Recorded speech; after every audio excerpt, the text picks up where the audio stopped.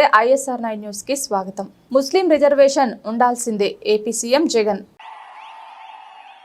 ఒక పక్క 4% ముస్లిం రిజర్వేషన్లను రద్దు చేస్తామని శపథం చేస్తున్న పార్టీతో ఈయన జతకడతాడు. ఒక పక్క 4% ముస్లింల రిజర్వేషన్లు రద్దు చేస్తామని శపథం చేస్తా ఉన్న బీజేపీ పార్టీతో ఈయన జతకడతాడు. మరోపక్క మైనారిటీల ఓట్ల కోసం మైనారిటీలను మోసం చేసేందుకు చంద్రబాబు డ్రామాలు మొదలెట్టాడు. దొంగ ప్రేమ నటిస్తూ ఒకవైపు దొంగ ప్రేమ నటిస్తూనే మరోవైపున ఎన్డీఏలోనే కొనసాగుతాను అని అంటాడు.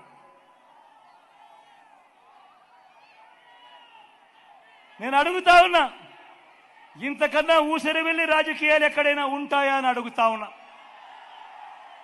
నేను ఈరోజు ధైర్యంగా చెప్తా ఉన్నా, 600 అయినా కానీ 106 అయినా కూడా 4% రిజర్వేషన్లు మైనారిటీలకు ఉండి తీరాల్సిందే అని మీ బిడ్డ ఈరోజు తలెత్తుకొని చెప్తా ఉన్నాడు.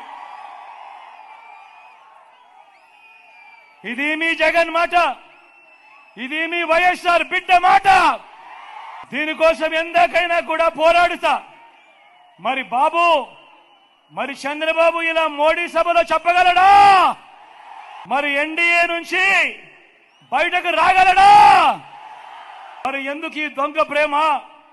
ఒకవైపు ఎన్డీఏలోనే కొనసాగుతూ మరోవైపున వాళ్ళు 4% రిజర్వేషన్లకు వ్యతిరేకంగా ఉన్నా కూడా వాళ్ళతోనే జతకట్టి ఎందుకు ఎన్డీఏలో ఉన్నావు అని అడుగుతా ఉన్నాడు మీ బిడ్డ. ఈరోజు 4% రిజర్వేషన్లు వెనకబాటు ప్రాతిపదికగా ఇచ్చిన రిజర్వేషన్లు. ఇలాంటి వెనకబాటుకు గురైన వారికి ఇచ్చిన రిజర్వేషన్ల మీద రాజకీయం చేస్తూ వారి జీవితాలతో చెలగాటమాడడం ధర్మమేనా? ఇది కరెక్టేనా అని ప్రతి ఒక్కరూ ఆలోచన చేయాలి.